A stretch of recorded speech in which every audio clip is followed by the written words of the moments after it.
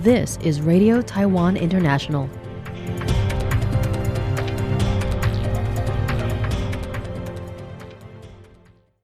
Welcome to the news on Radio Taiwan International. I'm Michelle Chang coming to you from Taipei, Taiwan. We begin with a look at today's top stories for Friday, July 10th.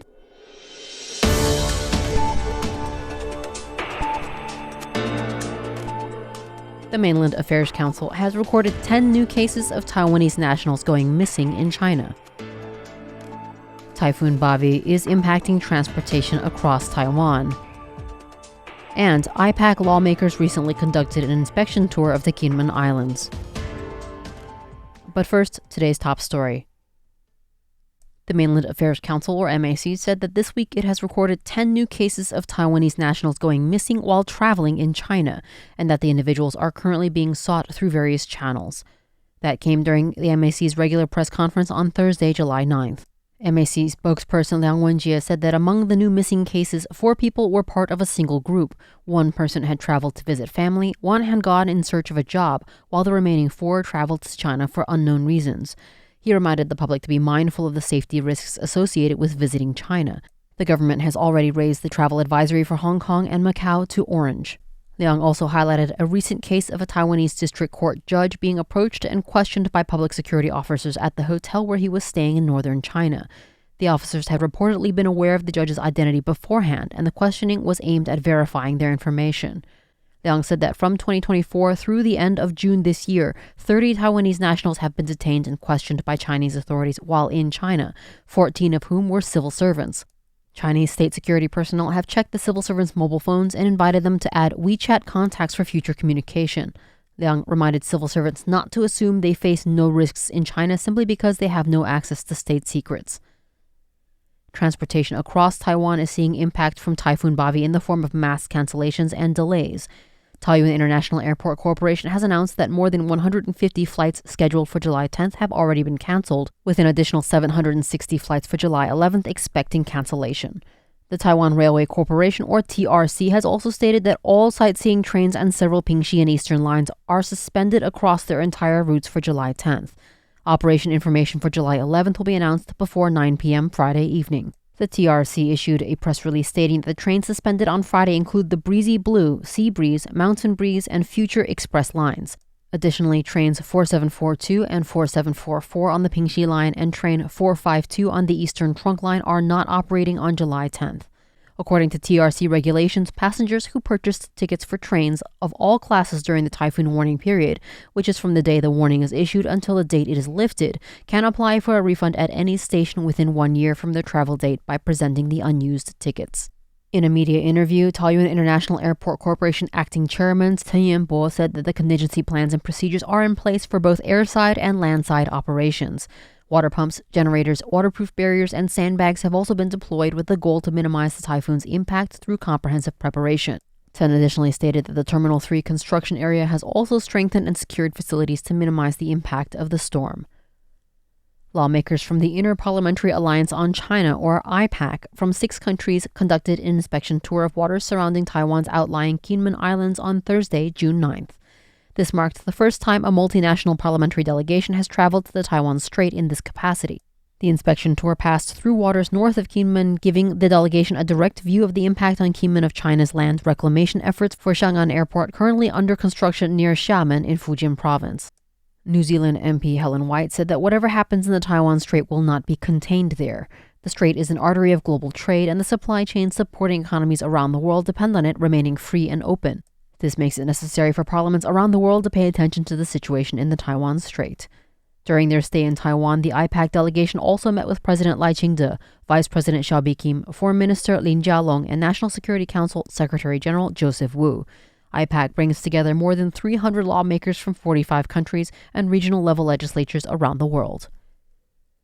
The Defense Ministry stated that 10 PLA aircraft and vessels were operating in the waters of the Taiwan Strait from 6 a.m. Thursday to 6 a.m. Friday, July 10th. The ministry said that Taiwan's armed forces are carefully monitoring the situation and ready to respond when necessary. According to the most recent map of PLA activities in the air and water around Taiwan released Friday, Taiwanese armed forces detected 2 small PLA aircraft Thursday between 10 a.m. and about noon. Additionally, 5 PLA ships and 3 non-military Chinese government ships were in the surrounding waters, bringing the total number of active units to 10. This also comes as Taiwan announced a sea warning for Typhoon Bavi Thursday afternoon. This typhoon, currently downgraded to a moderate storm, is expected to continue on its path just north of northern Taiwan on Saturday and move towards China on Sunday. The Defense Ministry added that Taiwan's armed forces are closely monitoring the situation and are prepared to respond as necessary with aircraft, ships, and shore-based defense systems.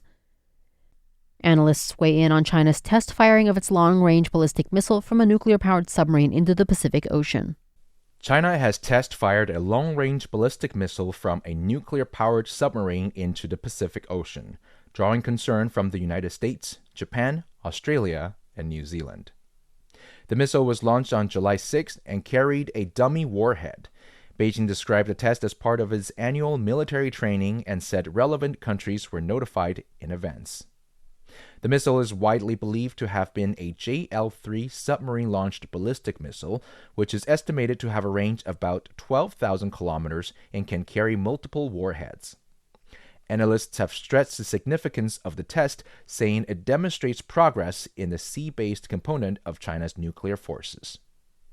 Australia and New Zealand confirmed they have received advance notice but criticized the test as destabilizing. Japan also expressed serious concern and urged Beijing to reconsider missile tests that could threaten regional security. The United States criticized what it called China's rapid and opaque nuclear weapons buildout and urged Beijing to participate in arms control talks and establish a regular notification system for long-range missile and space launches. Experts say nuclear-powered submarines give China a more credible second strike capability because they can remain hidden at sea and potentially retaliate after an enemy's nuclear attack. Following China's test of land-based intercontinental ballistic missiles into the Pacific in September 2024, the latest launch is seen as another step in China's effort to develop more complete nuclear triad of land, air, and sea-based weapons. Analysts say the development signals an expansion of China's military strategy beyond regional denial capabilities toward broader nuclear deterrence. Joey Cho for RTI News. Meta's planned September mass production of the AI chip codenamed Iris will increase overall computing power to 14 gigawatts by next year. According to Reuters, the company is collaborating with Broadcom on the design, with TSMC handling manufacturing. Iris is part of the 4th-generation Meta Training and Inference Accelerator, or MTIA chip project, which hopes to improve the computing performance supporting AI functions on its social media platforms, such as Facebook and Instagram. The chip underwent testing in just 6 weeks without any major issues, representing significant progress for this self-developed chip project, which began more than 5 years ago and whose progress has been slow to meet expectations. According to a Meta memo, Iris is intended to complement Meta's current heavy reliance on graphics processing units, or GPUs, from NVIDIA and AMD. However, the memo acknowledges that for a large company like Meta, implementing the latest GPUs, quote, has always been a challenging and time-consuming task, end quote. Meta estimates that AI hardware infrastructure spending among tech companies will reach as high as $145 billion this year, a significant portion of the over $700 billion in total expected AI investment. As global players race to expand their data centers to meet the ever-growing computing power demands of AI, demand for components such as memory and AI chips continues to surge as well. Thanks for joining me for the news. I'm Michelle Chang. Stay tuned for another 50 minutes of English language features brought to you by Radio Taiwan International.